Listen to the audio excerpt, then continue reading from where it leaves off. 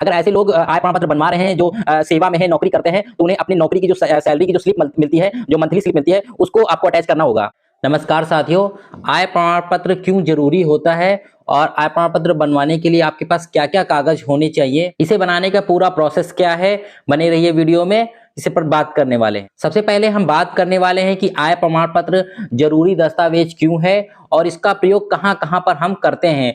तो सबसे पहले जो सरकारी योजनाएं हैं, उनमें इसका प्रयोग किया जाता है। आप अक्सर देखते होंगे कि जो विभिन्न प्रकार की जो सरकारी आवास की योजनाएं निकलती हैं, वर्तमान में बात करें तो जो आवासीय योजनाएं आई हैं, उसमें आय प्रमाण पत्र मांगा गया है। तो दोस्तों, ये आप जानते हैं कि कितना महत्वपूर्ण कागज है। और वहीं दूसरी तरफ बात करें तो जो स्कूल में या कॉलेज में जो छात्रवृत्ति मिलती है, जो स्कॉलरशिप मिलती है, उसमें आप अक्सर देखते होंगे कि आय प्रमाण पत्र जरूर मांगा जाता है। और आय प्रमाण पत्र की हम कहीं और बात करें तो आप देखते होंगे कि जो विधवा पेंशन योजना चलती है या वृद्धावस्था पेंशन योजना चलती है, इसमें आय प्रमाण पत्र मांगा जाता है। और भी समय समय पर जो भी गवर्नमेंट की स्कीम्स आती हैं, उसमें ये दस्तावेज आपको देखने को मिलता है कि आय प्रमाण पत्र जरूरी होता है। अब बात करेंगे कि आय प्रमाण पत्र बनवाने के लिए कौन-कौन से कागज आपके पास जरूरी रूप से होने चाहिए, यानी कि कौन-कौन से कागज आपके पास होने चाहिए। तो इसके लिए सबसे पहले आपके पास एक आधार कार्ड होना चाहिए और आधार कार्ड वैसा आधार कार्ड होना चाहिए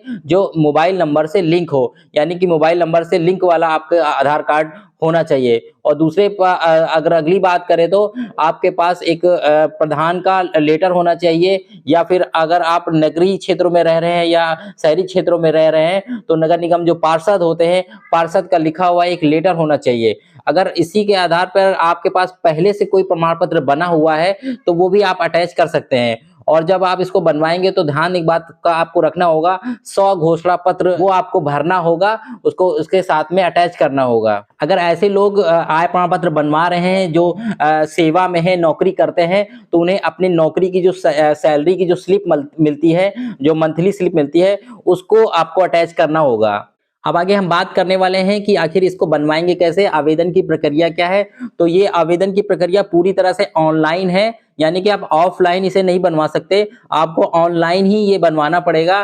तो जो लोग खुद बनाना चाहते हैं वो खुद भी बना सकते हैं, अगर वो चाहें तो जन सेवा केंद्र जो सीएससी सेंटर होते हैं, वहां पर भी जाके बनवा सकते हैं। अगर आप खुद बनाना चाहते हैं तो आप ई डिस्ट्रिक्ट की वेबसाइट पर जाकर वहां पर जाके एक अपनी लॉगिन आईडी बना सकते हैं। और लॉगिन आईडी बनाने के बाद जो दस्तावेज मैंने आपको बताया है, ये सब फिल करेंगे आप, और फिल करने के बाद आपको एक रजिस्ट्रेशन नंबर मिलेगा। और रजिस्ट्रेशन नंबर मिलने के बाद आप जब इसकी जो अवधि होती है बनने की, 1 सप्ताह से 2 सप्ताह के बीच में ही आपको बनकर मिल जाएगा। उसी रजिस्ट्रेशन नंबर डालकर आप इसे निकाल पाएंगे। यदि आप खुद नहीं बनवाना चाहते हैं तो आप किसी भी जन सेवा केंद्र पर जाएंगे और जन सेवा केंद्र पर जाकर जो दस्तावेज मैंने आपको बताए हैं, जरूरी कागज, इनको लेकर आप जन सेवा केंद्र पर जाएंगे तो वहां से आप रजिस्ट्रेशन करा पाएंगे। और रजिस्ट्रेशन कराने के बाद आपको 1 से 2 सप्ताह का इंतजार करना पड़ेगा, और उसके बीच की अवधि के अंदर, इसी अवधि के अंदर ही आपको ये प्रमाण पत्र प्राप्त हो जाएगा।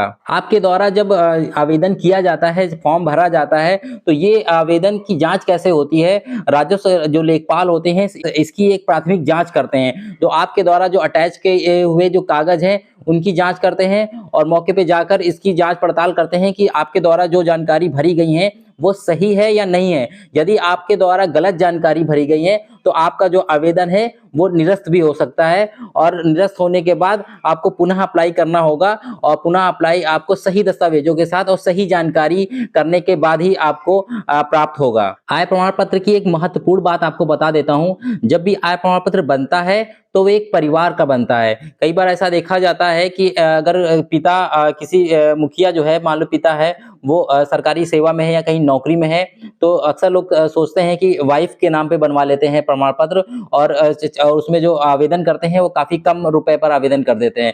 लेकिन जब इसमें जांच होती है, कई बार ऐसा मेरा भी अनुभव है, हमने जांच की है तो पता चलता है कि जो महिला है वो तो गृहिणी है और उनके जो हस्बैंड है वो सरकारी सेवा में है, तो वो चाहते हैं कि उनका कम आय प्रमाण पत्र बन जाए, लेकिन ऐसा नहीं होता है।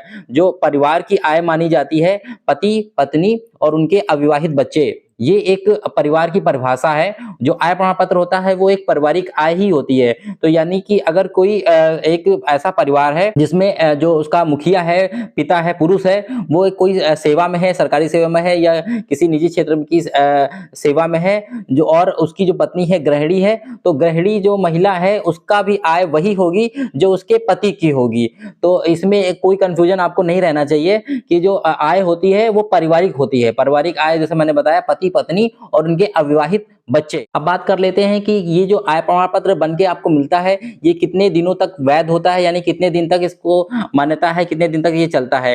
तो साधारणतः तो ये 3 वर्ष के लिए होता है, लेकिन अगर हम बात करें फाइनेंशियल ईयर की, तो क्योंकि हमारा फाइनेंशियल ईयर होता है 1 अप्रैल से 31 मार्च के बीच, तो इसको आप 1 साल का ही मान के चलते हैं। लेकिन जब भी कभी कोई सरकार की योजनाएं आती हैं तो उसमें स्पेशली उसमें लिखा जाता है कि कितने अवधि का आपको आय प्रमाण पत्र चाहिए। जैसे कि वर्तमान में एक योजना निकली है आवास की, सरदार वल्लभ भाई पटेल आवासीय योजना। इसमें साफ-साफ उसमें लिख दिया गया है कि 6 महीने से अधिक का पुराना नहीं होना चाहिए। इसी प्रकार जब आय प्रमाण पत्र आप देखते होंगे विधवा पेंशन में देखते होंगे, या फिर आप देखते होंगे कि वृद्धावस्था पेंशन योजना में, तो उसमें 1 साल की अवधि का मांगा जाता है। तो अलग-अलग योजनाओं में अलग-अलग अवधि होती है, तो इसको हम योजनाओं के आधार पर इसकी मान्यता मान सकते हैं। तो इस तरह से आप एक आय प्रमाण पत्र अपना बनवा सकते हैं और जो भी योजनाएं आती हैं, सरकार की योजनाएं आती हैं, उसमें आप लाभ पा सकते हैं। वीडियो में दी गई जानकारी आपको कैसी लगी ये मुझे कमेंट बॉक्स में करके बताइएगा। अगर आपका कोई सवाल है तो वो भी पूछिएगा।